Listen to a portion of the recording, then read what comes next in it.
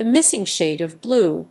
The missing shade of blue is an example introduced by the Scottish philosopher David Hume to show that it is at least conceivable that the mind can generate an idea without first being exposed to the relevant sensory experience.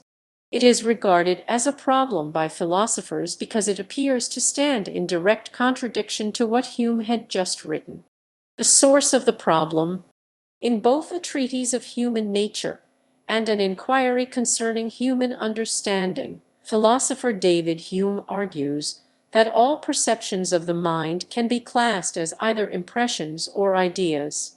He further argues that we shall always find that every idea which we examine is copied from a similar impression.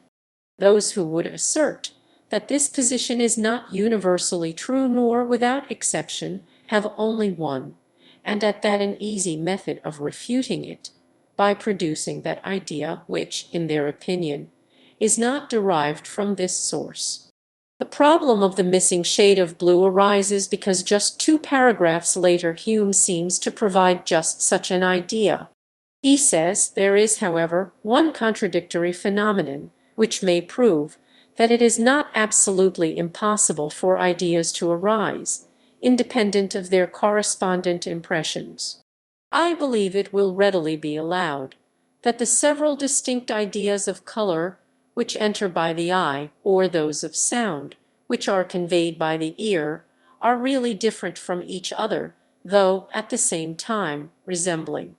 Now, if this be true of different colors, it must be no less so of the different shades of the same color, and each shade produces a distinct idea independent of the rest.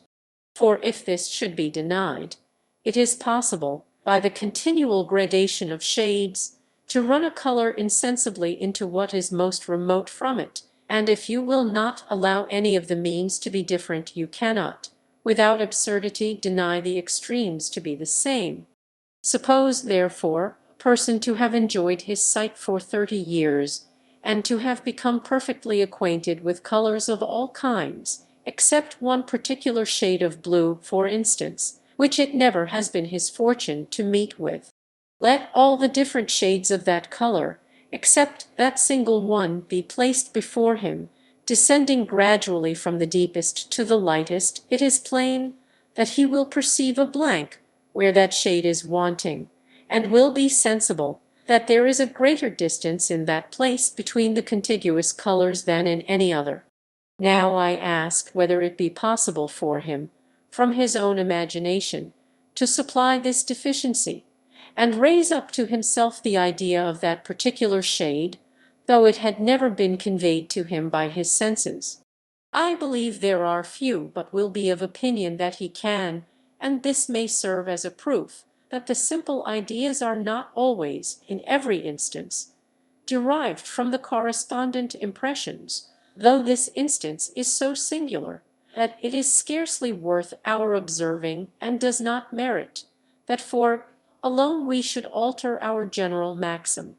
Responses to the problem. Some philosophers take Hume to task for presenting such a clear counter-example and then dismissing it as insignificant. Pritchard says this is, of course, just the kind of fact which should have led Hume to revise his whole theory. Is really effrontery on his part, and not mere naiveness to ignore an instance so dead against a fundamental doctrine of his own. If he had considered the idea of cause as also to be ignored as being an isolated exceptional case, he would have had no reason to write the treatise at all. Other philosophers take a more generous view of Hume's position.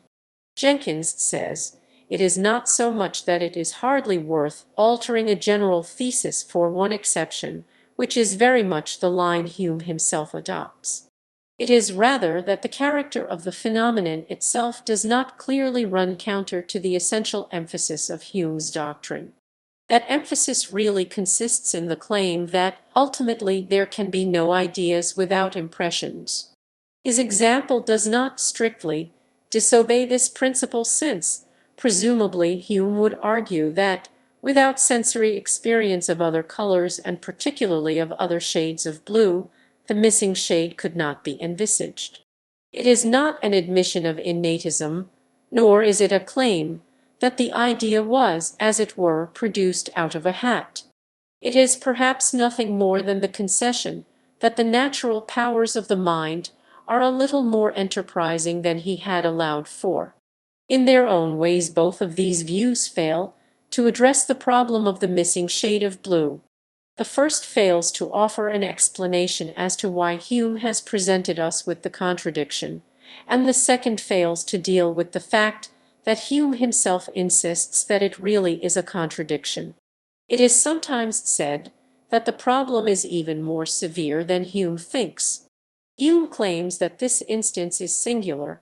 Alexander Brodie writes, "The reason Hume's instance is not singular is this: if indeed a person can have an idea of a shade of blue, though he had not had a previous impression of that shade, then we have to allow that a person could have an idea of missing shades of every other color also, and there is no reason why we should restrict ourselves here to a consideration of only the visual one of the 5 sensory modalities. We could also have an idea of a missing sound or taste or smell or tactile quality." However, as Williams points out, Hume's own words imply that he was fully aware of this. Hume begins the relevant paragraph by talking about both sounds and colors. In addition, when first introducing the missing shade of blue, he says, "except one particular shade of blue, for instance." The words "for instance" show that he could easily have chosen a different example. When he later says, "This instance is so singular that it is scarcely worth our observing," he cannot be referring to this particular example, but rather to the type of exception that it represents. It is also said that when Hume says, "Let all the different shades of that color, except that single one, be placed before him, descending gradually from the deepest to the lightest, it is plain that he will perceive a blank where that shade is wanting."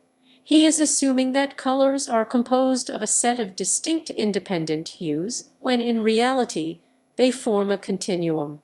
In this matter it does seem as though Hume is simply wrong. However, Vogelen suggests, perhaps the reason that Hume does not see this is that he is thinking about the ideas of objects and not about objects themselves.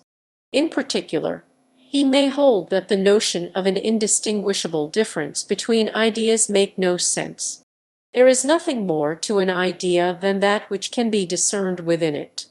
If this is Hume's position, then the notion that two ideas can be different without being discernibly different would be a contradiction in terms. Suggested solutions. A fully adequate solution to the problem will have the following features.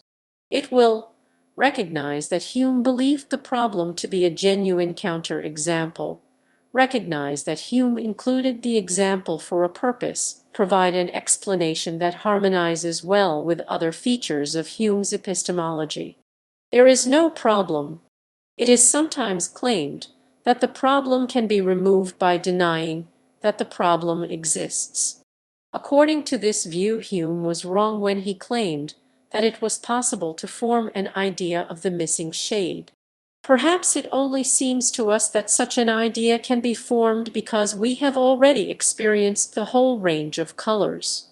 Indeed, even after experiencing the full range of colors, a little experimentation will soon show that it is much easier for most people to recognize that there is a missing shade than it is for them to actually form a clear idea of that missing shade.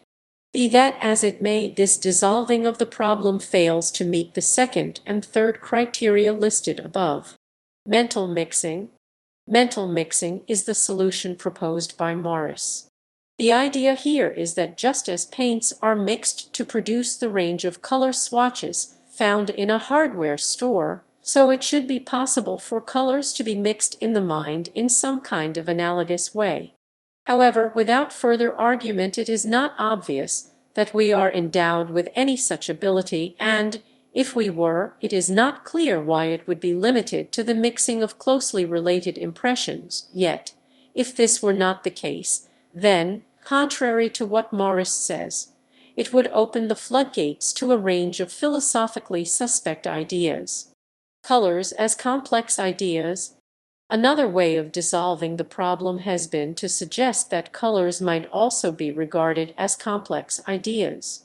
This is tempting since Hume has only spoken of the faculty of compounding, transposing, augmenting, or diminishing the materials afforded us by the senses.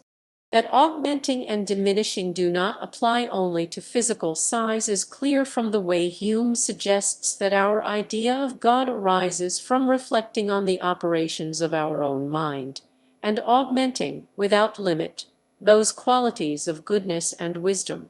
However, this fails our third criterion, for Hume clearly distinguishes between complex ideas and simple ideas in a way that excludes the possibility of colors being complex.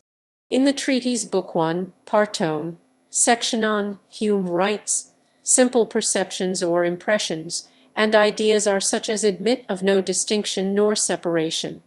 The complex are the contrary to these, and may be distinguished into parts. Though a particular color, taste, and smell are qualities all united together in this apple, it is easy to perceive they are not the same, are at least distinguishable from each other." It does not undermine Hume's main concern. Hume's lack of concern might be explained by the fact that, although it contradicts the claim that all simple ideas are preceded by simple impressions, this is not a problem, because it is not Hume's primary concern. This answer draws attention to what Hume says at the end of section 2 of the Inquiries: "When we entertain, therefore, any suspicion that a philosophical term is employed without any meaning or idea as is but too frequent, we need but inquire, from what impression is that supposed idea derived? And if it be impossible to assign any, this will serve to confirm our suspicion. By bringing ideas into so clear a light we may reasonably hope to remove all dispute which may arise concerning their nature and reality."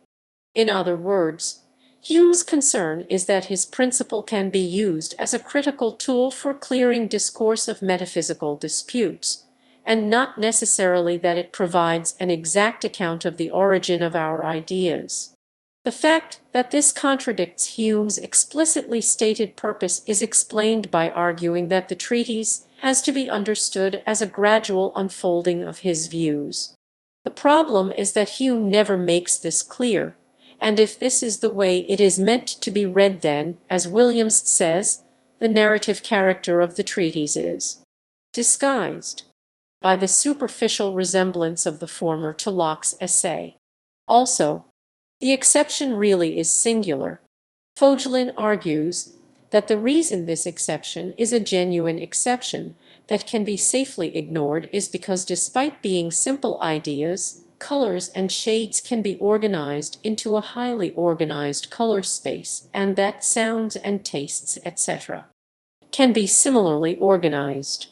Hume allows that some simple ideas can be seen to be similar to one another without them sharing anything in common. The proviso that they do not share anything in common is important, because otherwise this feature might be separated off, and this would show that the original idea was in fact complex.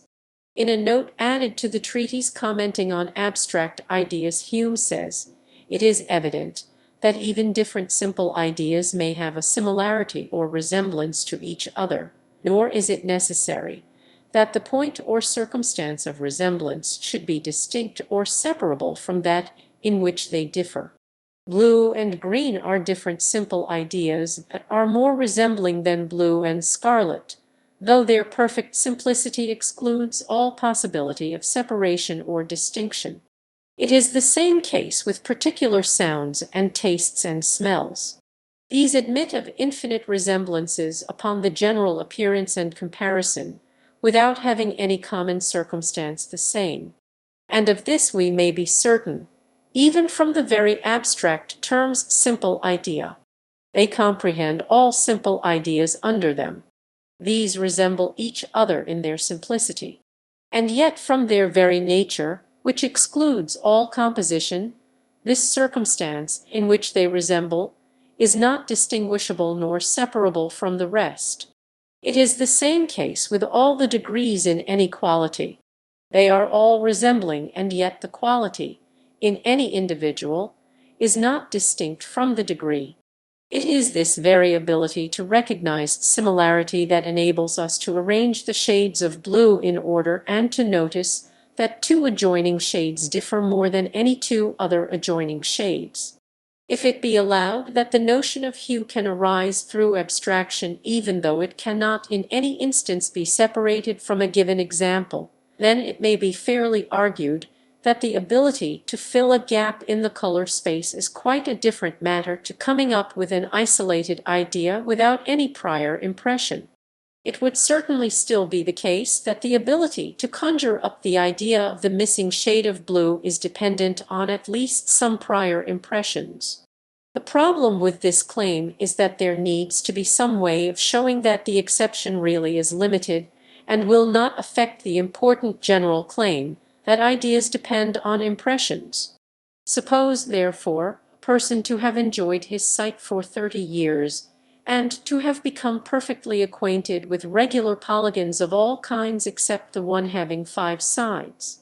Hume needs an exception. By whatever means the idea of the missing shade is to be created, there is still the question of why Hume takes such pains to present the example to his readers. Of course, it may just be that Hume was aware of it as an exception and was being open and honest. On the other hand, Nelson suggests the intriguing possibility that far from being an oversight or an embarrassment to his wider project, later Hume will divide all objects of human reason into relations of ideas and matters of fact. The former are certain and do not necessarily say anything about what actually exists in the world. The latter do make claims about the world, but the contrary of every matter of fact is still possible. With this in mind, it can be asked what status holds for the claim that all our ideas or more feeble perceptions are copies of our impressions or more lively ones. If this is a relation of ideas, then it does not necessarily say anything true about the world, and this will not suit Hume's purpose at all. If it is a matter of fact, then the contrary must be possible. The inconsequential hypothetical possibility that we are able to raise up to ourselves the idea of the missing shade of blue, even if in practice this does not ever happen, will ensure that Hume's description of the origin of ideas is grounded in fact. However, what is required of matters of fact is the logical possibility that they could be other than they are, not the practical possibility. This being the case, it is not necessary to construct an elaborately worked-out example. It would be sufficient to say that we might have been constituted differently.